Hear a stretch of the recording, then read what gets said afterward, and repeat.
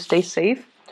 I have a message, an image that came in, and so I'm going to relay that, and that's going to set the tone for the foundation of this reading, and then we'll go into the energy for the spread that I have laid out here. So, first of all, I see you kind of, it looks like a medieval knight, but it's somebody who's like maybe like a squire, and I see a tower, and so you're in a field. There's a tower. So you're in a field. You're in a field, and there's a tower right there. And it seems to me like you live in that tower or you train in that tower. But I see you kind of you walk out into the field, and there's like grains and wheat, and you're just running around having fun doing your cartwheels, kind of running around. I see you alone, and then far away there's like the woods, and then there's this person. It's not a menacing person. There's a person on a horse, and they're charging towards you. And when you see them, you automatically run back into your tower and you lock the door. And then that person on the horse, they go away. And then when you see that they've gone away, then you come out and you play around your tower. And then you might even taunt the person on the horse, and then they come running back to you, and then you run back into your tower. So that's the message I'm getting. And the tower stands for safety. It stands for like this safe refuge, or this place of haven where we can always come back to when life deals us a blow. And I feel there is a sense here where it can feel over time like your geographical location might be very, very limited. So let's just say, okay, if the tower is in the middle, right? You're bounded by the circumference, like you can only roam so far, okay? Because it's a place of refuge. So you can always retreat back to it. So you are only going to be able to, venture so far away from it before you start to feel that sense of anxiety, like, oh no, am I going to be able to run back in time? If it rains, am I going to be able to make it without getting wet? If there's somebody chasing after me, and they're on horseback, and I'm on, I'm running with my legs alone, am I going to be able to get back before they catch up to me? So there's an element here about being bounded by your geography. And for some of you, honestly, I feel like it could be, the environment that you're in. Are there jobs that are appropriate to your field or to your area of expertise? Okay, so like, for example, you might be, this is an extreme example just to get my point across. You might be a marine biologist and you live in the desert. Okay, and you're just like, where are all the marine biologist jobs? So you look online, or you surf the internet, or you read the newspaper, and you're looking for a marine biologist position or vacancy, and you're just like, when is it going to happen for me? So that's an extreme situation. Okay, you have to go where life is calling. Okay, you have to step out of your comfort zone. You have to go where life is calling you. I feel for many of you too. I keep seeing somebody who's like, let's say you grow up in one city, right? You move away for college, and then as soon as you graduate college, you move back to that city. So wherever you grow up, you move away for college, and then you come back. And because it's safe, because after that big milestone in your life, being far away from home, you feel homesick, or you feel like, oh, I've already done my fun. I've already put in my 4 years. I've already lived on my own. I should move back. And then I see some of you move back, and then you move away for example, grad school. And then you have like an amazing time. And then after grad school, you automatically just bounce back, like tether. It feels like something is tethering you to it. And for you, it could be family. For you, it could be that familiarity. But I definitely feel a cycle in your life is getting ready to wrap up. And you kind of need to move forward, and you kind of need to move on, okay? So what we have here is the world. So this is like expansiveness, opportunities knocking on your door, things opening up for you. But the nature of a fixed sign, and especially your sign, you're very, very homebound and you're very, very family oriented. And I also feel like as much as you things that you can do on vacation, you don't feel like life can be lived that way for whatever reason. And so this is a card about great expansion, but it's also a double-edged sword because that bunny is encased in this bubble, and so it's almost like nibbling at life rather than living it fully. Okay, so there's a lot of fear I'm sensing, fear about change and the unknown. You have a travel opportunity coming up here. So the chariot usually indicates to me some travel over land, relocation, and things like that. But you are very conflicted, okay? Emotionally, you're very conflicted because once again, there is my place of refuge, but there's like a whole world of opportunities out there for me. And so I feel like the time period where you are keeping yourself, within like that 10-mile radius, kilometers, whatever you want to call it, there is a radius. And for whatever, it's self-imposed. And for whatever reason, you don't feel like you can step out of it. You don't feel it's safe. You are quite fearful, I'm sensing. This is a card about finances. Okay, so I definitely feel many of you are at a point where you are keeping track of how much you're earning. And I feel like this process about nickel and diming yourself, being very thrifty with your spending. And I feel for many of you, you might be saving up for a car, okay, with the chariot card, movement by land. You might be saving up for a car. You might be saving up for a plane ticket. You might be saving up to implement this next major move in your life. And so you're being very thrifty. You're being very calculating with how much money you're realistically able to spend. And you're trying to save up, which is a very noble, honorable thing to do. And feel like you're going to sail over financial hurdles. So whatever you're experiencing right now, keep saving, okay? Put that intention in mind that I'm not just saving just to be stingy. I'm saving because I have these goals in the back of my mind. Whenever we have good intentions and whenever we have a clear objective in mind as to why we are saving, the universe will always give us enough. Okay? So I feel like that's what's happening here. And I feel like for many of you, the staying within that 10-mile radius from your center of refuge is no longer satisfying for you. The jobs might not be available and you need to venture out. And then I also feel like there's this sense of same old, same old. It's almost like I need more. I need more out of life. I feel like some of you might get the spiritual nudge from your guides to kind of venture out. And you feel this sense of like, I'm content where I am. But there's something calling you, nudging you to take that extra step. And I feel like you're ignoring it. But for this week, it's a Mercury retrograde period.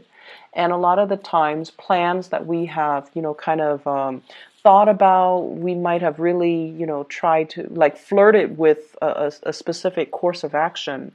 But then we're just like, no, I don't have the money to do that, or I'm too afraid, or, I'll do that next year. This is a really good time to revisit plans that we thought about in the past, but we never grab hold of. We never really took seriously, okay? And so a lot of the times, Mercury in retrograde can bring a lot of good ideas, especially revisiting past ideas, revisiting past dreams, past just things that you kind of lay on the wayside because you felt like you couldn't do it at the time. So you're getting this nudge, and you're definitely getting some type of a push for you to step out of that comfort zone, for you to find a new place of refuge, okay? And for you to trust that things will be okay. I just need to plan things out well, and then I can, finally break away from this 10-mile radius, and then I can, move on to this next tower that can serve as my next place of refuge.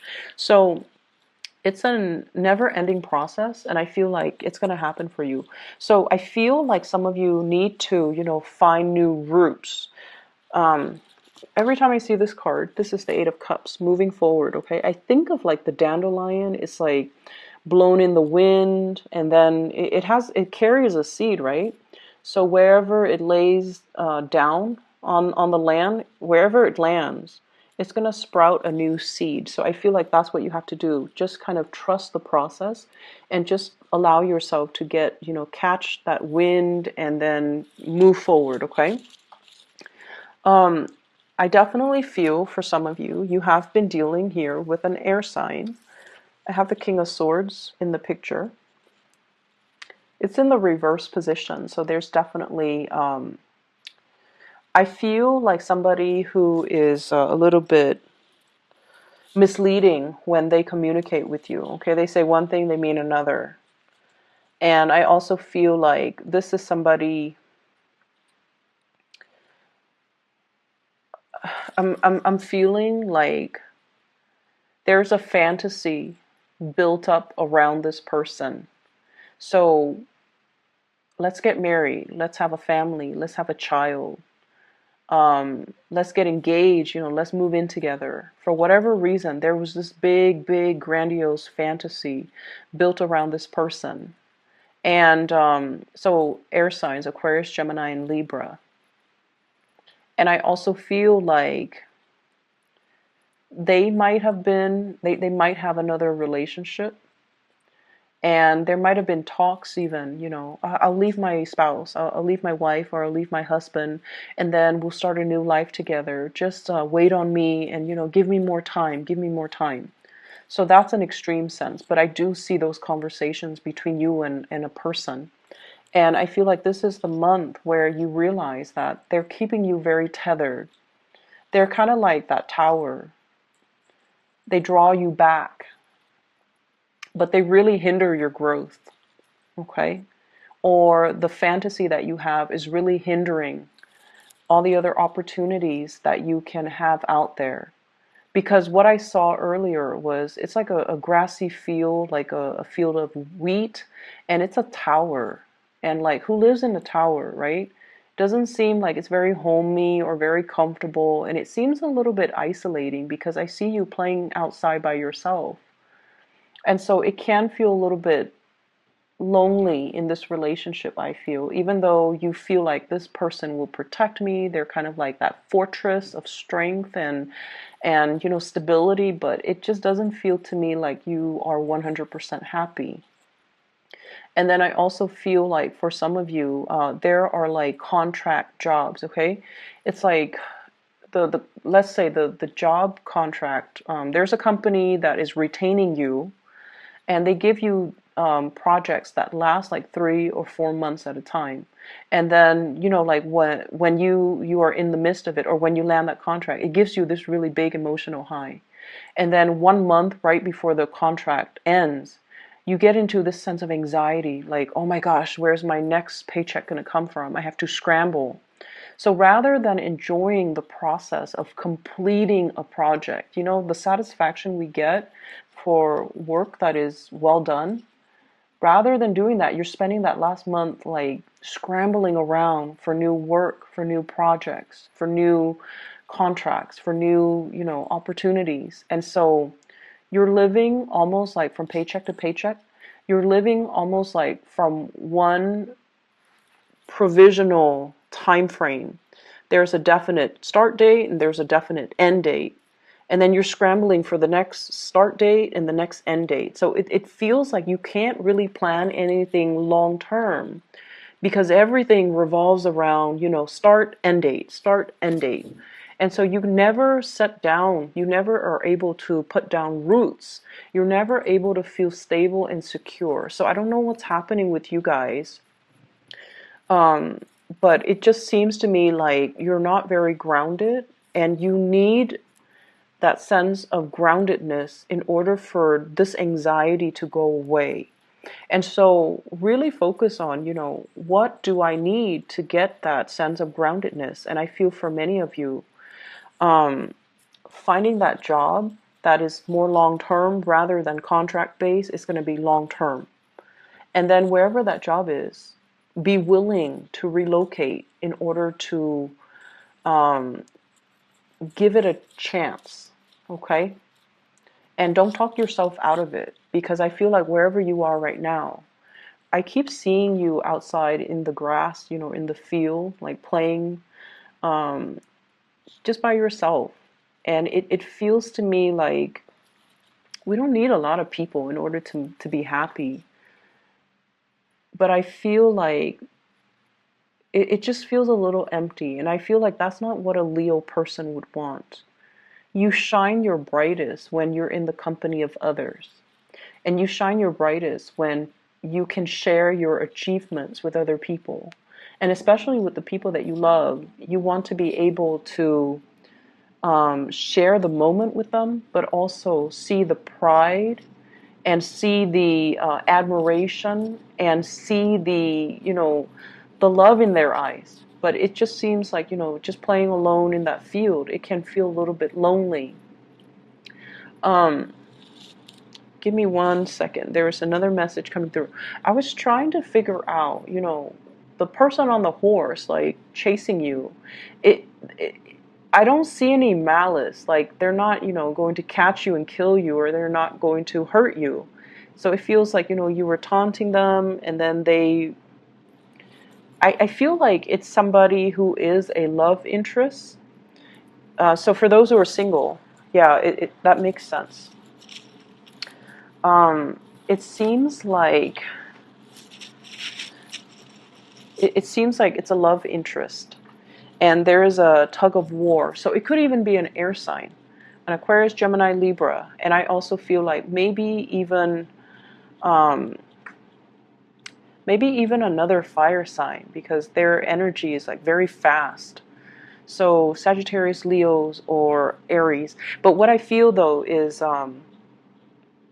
there's this, game that you guys are playing where you both like each other. One person might already be married, hence that tower, that structure, something that's already built. But you're flirting with the idea. You might not feel emotionally fulfilled in your relationship, and so you might be seeking the attention of that person on a horse. You want somebody to be with, you want somebody to play with, you want somebody to notice you. So there's that. Or I also feel like there's another person that is interested in you. And when you're around, they want to come towards you, but you're very afraid. You're very afraid to let them know how you feel. Like, I'm lonely, can you play with me? You're very afraid to let them know that I'm not 100% happy here. Can you take me away? All you have to do though is, hop on their horse with them, because like I said, the person is not a scary person, but you keep running away from them. So it could just be fear of outsiders encroaching upon your space. So that could be just a fear, or a fear of, feeling and you guys are very self-sufficient. The fear of letting the other person know, I need help. I can't do it on my own, or I need you to help me with this, or I need you to, I want to get on your horse and I want you to take me away from this tower, from this field where I'm constantly by myself. So I see that element coming through. And you have to make some changes. I feel like there is some bigger message here. I feel like the way it came out, it seems like your guides are trying to cushion the blow a little bit by sugarcoating the message. Okay? And so I feel like they want you to really look at the situation and allow yourself to go, allow yourself to leave, allow yourself to do things that make you happier, and especially allow yourself to kind of break away from whatever has been tethering you Okay?